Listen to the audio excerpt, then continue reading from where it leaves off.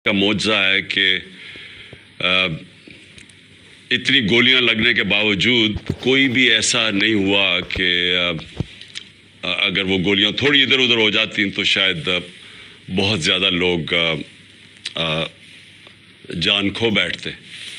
तो मैं आज अपने सारे जो आज यहाँ आए हुए हैं वज़ीराबाद में, आपके लिए भी और जो भी मेरे पाकिस्तानी देख रहे हैं, मैं आप सब को मुखातिब हूँ।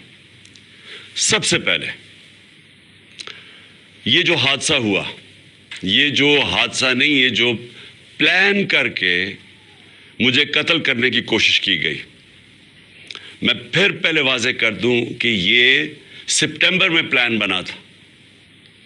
सितंबर में प्लान बना था। 24 सितंबर को इस प्लान का मैंने पब्लिक जलसे के अंदर मैंने ये बताया कि ये प्लान बना है। मेरे ख्याल में जलसा रहीमी और ख़ान था कि ये किस तरह दीनी इंतहा पसंद के ऊपर डालेंगे। प्लान बना था एजेंसी, ये जो जनरल फैसल इसने, और ये जो दो नून लीग के जो कातिल हैं, मॉडल टाउन में इन्होंने कत्ल किए लोगों को, दिन दिहाड़े कत्ल किए लोगों को, गोलियां मरवाई पुलिस से। शहबाज शरीफ ने एक्स्ट्रा जुडिशल किलिंग, पुलिस मुकाबले में लोग मारे, इसकी ह्यूमन राइट्स ने इसके ऊपर पूरी रिपोर्ट दी हुई है। राना सनाउल्लाह के ऊपर जो 18 कत्ल हैं, ये आबिद शरीफ के बाप ने कहा हुआ है। तो ये कातिल हैं। इन्होंने मिल गए ये जनरल फैसल के साथ, इन्होंने ये प्लान किया। प्लान क्यों किया कि अगर दीनी इंतहा पसंद मारेगा तो इनके ऊपर से सारी जिम्मेदारी उठ जाएगी। इसका मतलब कि इमरान खान ने लोगों को कोई तौहीन मज़हब किया, कोई उसने तौहीन रसालत खुदा न खास्ता की, उसकी वजह से ये एक इश्तियाल में आके एक दीनी इंतहा पसंद ने कत्ल किया। ये सारा प्लान था, हमें पता था। मैंने 2 जलसों में पब्लिक को बताया कि ये प्लान बना रहे हैं, और ये प्लान फिर वज़ीराबाद में सामने आया। और ये जिस लड़के ने गोलियां चलाई, एकदम कवर अप शुरू हो गया कि जी बस वो एक दीनी इंतहा पसंद था और वो अजान नहीं थी, और ये और सारा जो मजाक किया गया वो भी कवर अप था। पीछे ये बैठे हुए थे जो पूरे कंट्रोल कर रहे थे कि नैरेटिव क्या होगा। और फिर जब ये हमें पता था, क्योंकि मुझे तो पता था कि पहले एक इधर से गोलियां फिर दूसरी तरफ से आई, ये भी कहा गया कि नहीं जी ये तो सिर्फ एक, और वो कहता है अगर किसी को शक होना चाहिए तो वो जब खुद कहता है कि जी मैं अकेले ने किया है, तो उधर से भी पता चल जाना चाहिए कि पीछे से उसको तोते को पढ़ाया जा रहा था।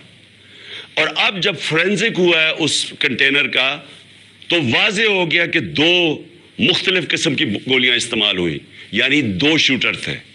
तो जो सारा इनका प्लान बना हुआ था कि सलमान तासीर का कत्ल हुआ, दीनी इंतहा पसंद ने किया, वो सारा वो ख़त्म हो गया। अब दूसरी चीज़ कि आज मैं ख़ास तौर पे एक तो इब्तिसाम को, जो माशाल्लाह एक हीरो है, क्योंकि मैंने जब उसकी फुटेज देखी कि एक आम आदमी देख रहा बंदूक उसके हाथ में है और उसके बावजूद वो पकड़ रहा है, मैं तो पहले उसको सलाम करना चाहता हूँ कि हमारे नौजवानों में इस तरह का जज्बा है। यानी ऐसे हमारे नौजवान हैं जो कि अपनी जान ख़तरे में डाल के और वो बचाने की कोशिश कर रहे थे। और मुझे तो मैं तो इसको अब मैं क्या कहूँ कि शुक्र है, मैं तो इसकी वालदा का भी शुक्रिया अदा किया कि आपने ऐसे अपने बेटे को तरबियत की है। दूसरा जो सबसे बड़ी ट्रेजेडी थी वो मौज़म शहीद की थी, और वो हम सब से देखी नहीं गई वो तस्वीरें कि 3 बच्चे उसके बैठे हुए हैं और बाप को जगाने की कोशिश कर रहे हैं। और मैं फिर से कह रहा हूँ कि हम इंशाल्लाह पूरी जिम्मेदारी उन बच्चों की सारी ज़िंदगी तक लेंगे। अब मैं अपनी सारी कौम से जो 2-3 आज बातें करना चाहता हूँ। पहले तो ये, अब हमारी मार्च रुकेगी नहीं, हमारी हकीकी आज़ादी की जो तहरीक है वो रुकेगी नहीं, वो इंशाल्लाह और ज़ोर पकड़ेगी। क्योंकि ये जो इसके बाद हुआ, अब मेरे ज़हन में कोई शक नहीं कि जब तक इस मुल्क के अंदर हम इंसाफ नहीं लेके आएंगे, हम हकीकी तौर पे आज़ाद नहीं होंगे। और हम हकीकी तौर पे जब तक आज़ाद नहीं होंगे, یہ ملک میں خوشحالی نہیں آنے لگی. یہ اگر کسی کا خیال ہے کہ جنگل کا قانون ہو اور ملک خوشحال ہو جائے، خواب کے اندر تو ایسے ہو سکتا ہے، یا لوگ خواب دکھا سکتے ہیں، لیکن جو دنیا کا معاشرہ ترقی کرتا ہے وہاں سب سے پہلے انصاف قائم کرتا ہے. میرے نبی صلی اللہ علیہ وسلم نے مدینہ میں سب سے پہلے عدل اور انصاف قائم کیا، پھر اس کے بعد خوشحالی آئی. عدل اور انصاف انسانوں کو آزاد کرتا ہے، طاقتور کو قانون کے نیچے لے کے آتا ہے. اور کیا ہوا اس کے بعد؟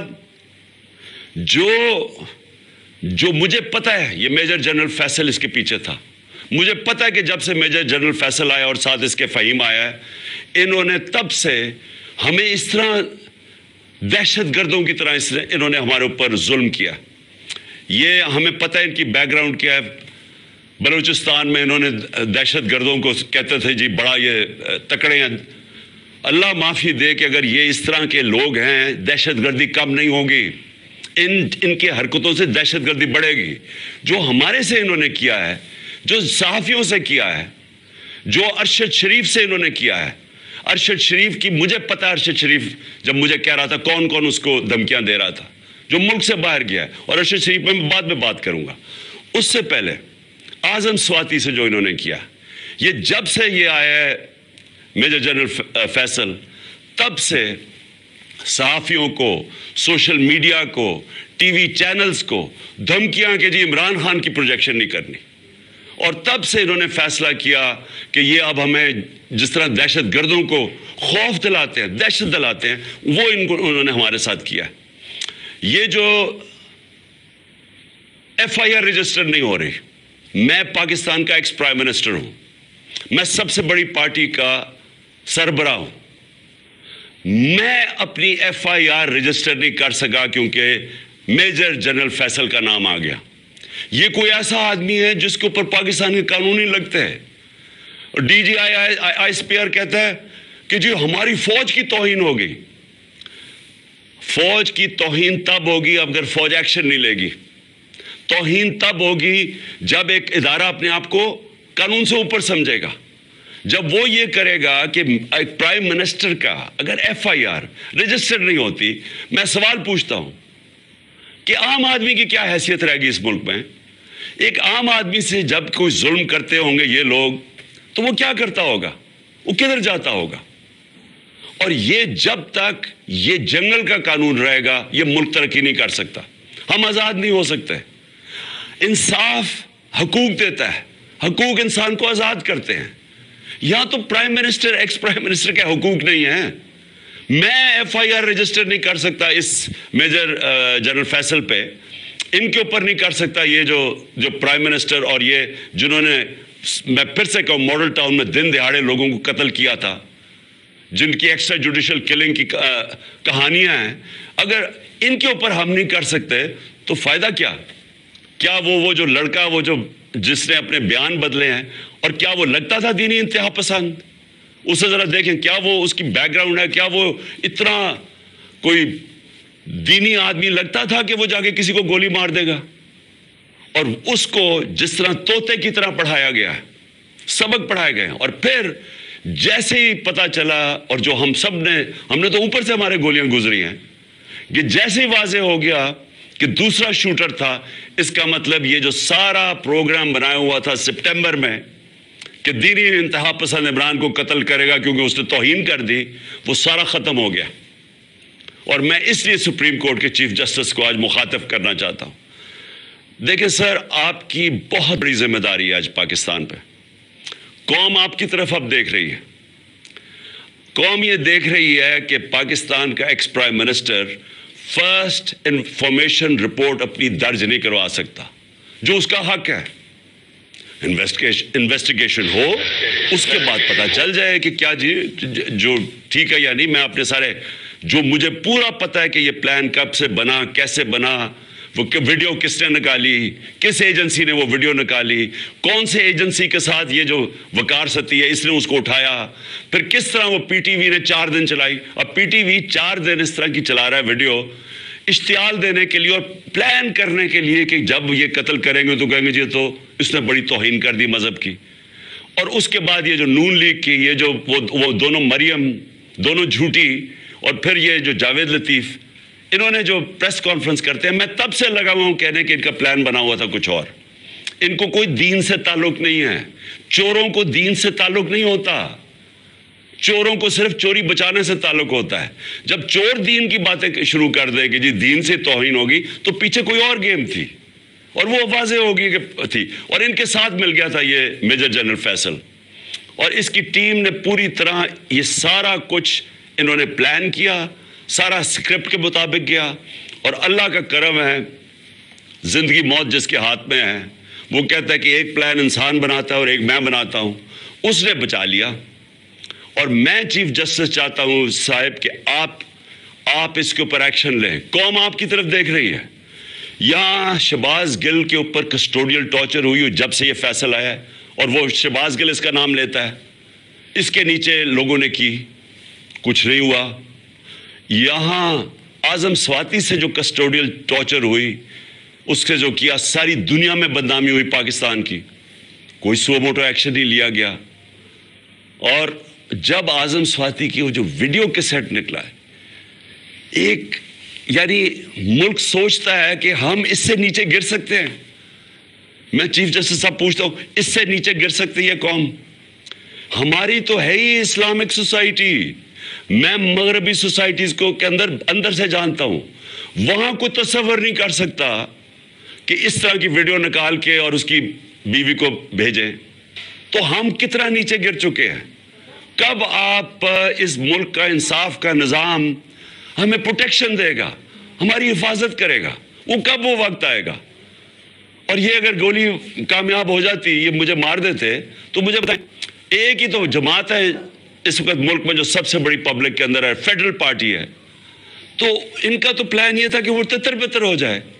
تو یہ تو دشمن چاہتے ہیں پاکستان کے. تو اس لیے میں نے ریکویسٹ بھی کی ہے کہ 4 چیزیں چیف جسٹس صاحب آپ کو دیکھنی پڑیں گی. میری FIR, اور اب واضح ہو گیا کہ 2 شوٹر ہیں کیونکہ وہ فرینزکس میں نکلا ہے. تو اس کا مطلب کہ جو انہوں نے کہا تھا ایک ہی آدمی نے اور دینی انتہا پسند, وہ ختم ہوگی بات. نمبر 2 اعظم سواتی, اس کے اوپر پوری تحقیقات ہوں. اور نمبر 3 جو ارشد شریف سے ہوا ہے, جو ویڈیو دکھائی گئی ہے ٹی وی پروگرام پہ کل, میرا پہلا سوال یہ ہے کہ ایک ٹی وی اینکر کے پاس کیسے ویڈیو آ گئی, جبکہ اس کی والدہ جو پوسٹ مارٹم کے ریزلٹس مانگ رہی ہیں ان کے پاس تو نہیں آئی. ٹی وی اینکر کے پاس کیسے آ گئی؟ اور میرا نمبر 2 سوال یہ ہے کہ کون اس کی تحقیقات کرے گا؟ کون اب کینیا سے کیوں نہیں انہوں نے کینیا فوری طور پہ لیٹر لکھا کینین اتھارٹیز کو, گورنمنٹ کو لکھنا چاہیے پوچھنے کے لیے کہ شروع کا تو بیان یہ تھا کہ جناب وہ رانگ آئیڈینٹی پہ مارا گیا ہے, اور اب واضح ہو گیا ہے کہ یہ ایک پلان کر کے تشدد کیا اس کے اوپر, اس کے بعد گولی ماری گئی. تو جب تشدد کیا, وہ کون تھا جس کو سب سے زیادہ تکلیف تھی ارشد شریف کی رائٹنگ سے, اس کی تحقیقات, اس کی جو انویسٹیگیٹو جرنلسٹ, کون تھا جس کو خطرہ تھا اس سے؟ کون تھا جس کو اتنا غصہ تھا کہ پہلے اس کے اوپر تشدد کرو پھر اس کو قتل کرو؟ یہ چیف جسٹس صاحب, یہ صرف سپریم کورٹ کر سکتا ہے. ہمیں کوئی اعتماد نہیں ہے اب. انویسٹیگیٹو ایجنسیز ان قاتلوں کے, ان چوروں کے, مجرموں کے ہاتھ میں ہیں. اور یہ جو آرمی آفیسر ہے, اس کے اوپر کس کو اب اعتماد ہے؟ مجھے پتہ ہے انہوں نے کور اپ کیسے کیا, مجھے پتہ ہے کہ آتے ساتھ ہی پنجاب پولیس کو کس نے کنٹرول کر لیا. گورنمنٹ ہماری ہے, ہم ہیں پنجاب کے اندر, ہماری حکومت ہے, وہ پولیس کہیں اور سے کنٹرول ہو رہی ہے. اور اب پولیس سے میں FIR نہیں رکوا سکتا. اور پھر کون سے کس نے جا کے اس کی ٹیپس ریلیز کی؟ یہ کون سی دنیا میں ہوتا ہے؟ ہم سر بنانا ریپبلک بننے جا رہے ہیں. بنانا ریپبلک کے اندر ادھر کوئی انصاف نہیں ہوتا, اس لیے وہ بنانا ریپبلک ہے. وہاں جنگل کا قانون ہوتا ہے, اور یہ جنگل کا قانون بننے جا رہا ہے. اور اس وقت یہ ملک کو بچانا ہے آپ نے. دیکھیں ملک اس وقت اداروں کے اندر, قوم جو ہے وہ اداروں کے اندر اعتماد کھو بیٹھی ہے. اس کو بحال کرنے کی ضرورت ہے. ملک اداروں کے بغیر نہیں چلتا. ادارے ملک کو چلاتے ہیں. مغرب میں اور ہمارے میں اور ڈیولپڈ ملک اور غریب ملکوں میں فرق ہی یہ ہے کہ ان کے ادارے مضبوط ہیں, کوئی قانون سے اوپر نہیں ہے. یہاں مذاق بنا ہوا ہے کہ جی ایک آپ نے آفیسر کے اوپر ہاتھ رکھ جی ڈی جی آئی ساری فوج کو بدنام کر دیا. یعنی یہ اگر سوچ آ جائے جس معاشرے میں, مجھے بتائیں اس سے زیادہ تو دشمن اداروں کا اور ملک کا ہو ہی نہیں سکتا کہ جی ہمارے ادارے کا نام ہی نہ لیں. میں کہہ رہا ہوں کہ یہ پیچھے تھا فیصل, مجھے پتہ اس نے سارا کروایا ہے, مجھے پتہ اس نے ماسٹر مائنڈ کیا سب کچھ, کیونکہ مجھے تو میں 3.5 سال پرائم منسٹر تھا, میرے نیچے تھی ایجنسیز, مجھے پتہ کیسے چلتی ہیں ایجنسیز, مجھے اندر سے انفارمیشن آ رہی تھی. اور میں اگر ملک کا ex prime minister FIR register نہیں کر سکتا, اور اگر یہ کہنا کہ جی عمران اپنا سیاست چمکانے کے لیے کر رہا ہے, مجھے سیاست چمکانے کے لیے یہ کرنے کی ضرورت نہیں ہے. اس وقت سارے پاکستان کے اندر کہیں چلے جائیں, ایک اگر پارٹی کبھی بھی اتنی مقبول ہوئی ہے پاکستان کی تاریخ میں, وہ آج یہ پارٹی ہے. اور وہ یہ نہیں کہ میں نے کوئی بڑے کارنامے دیے ہیں, وہ ان چوروں کو دیکھ کے قوم ہماری طرف آ گئی ہے. اور اسی لیے ہمیں ضرورت نہیں پڑی کہ کسی کے اوپر الزام لگائیں تاکہ میری سیاست اوپر چلی جائے. یہ ملک کا مسئلہ ہے, اور چیف جسٹس صاحب یہ ملک کی فیوچر کا مسئلہ ہے, اور یہ فیوچر آپ کے ہاتھ میں ہے.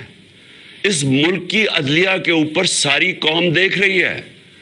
اس وقت لگتا ہی ہے کہ بس یہ جو چاہے گا, یہ فیصل جیسے لوگ جو چاہے گا, ان کے سامنے کوئی کھڑا ہی نہیں ہوتا.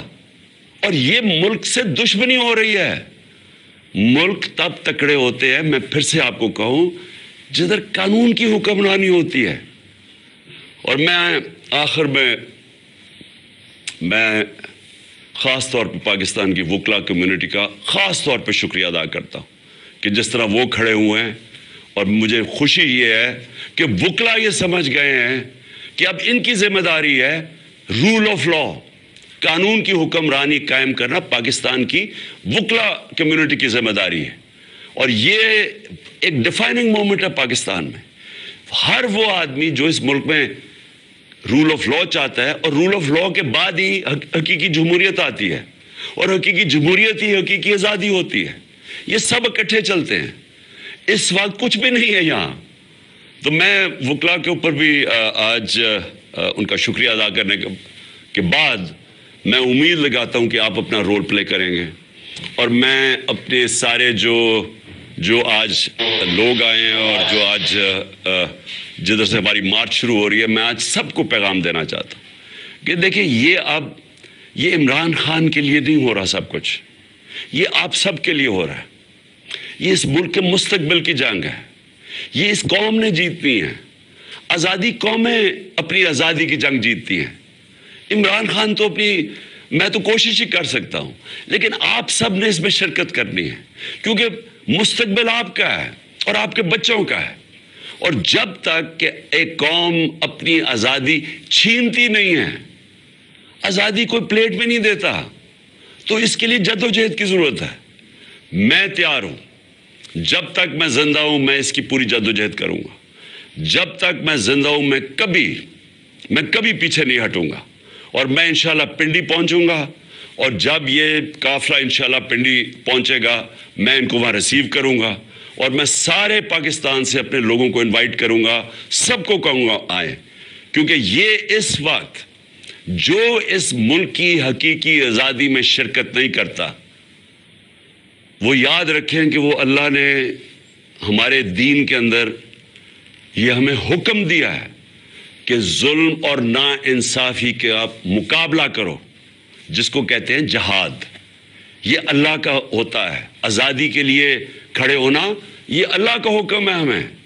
اور امر بالمعروف کہ آپ اچھائی کے ساتھ کھڑے ہوں. یہ جو چور سارے اکٹھے ہو گئے اور اوپر بیٹھ گئے ہیں, قومی چوروں کے خلاف اور کرپشن کے خلاف لڑتی ہیں. کوئی ایک آدمی نہیں کچھ ٹھیک کر سکتا. تو میں ساری قوم کو آج دعوت دیتا ہوں کہ ہمارے ساتھ اس مارچ میں شرکت کریں, اور انشاءاللہ جب میں پنڈی جس دن میں آپ کو دعوت دوں گا, آپ نے سب نے پنڈی آنا ہے اس ملک کی حقیقی آزادی کے لیے. شکریہ.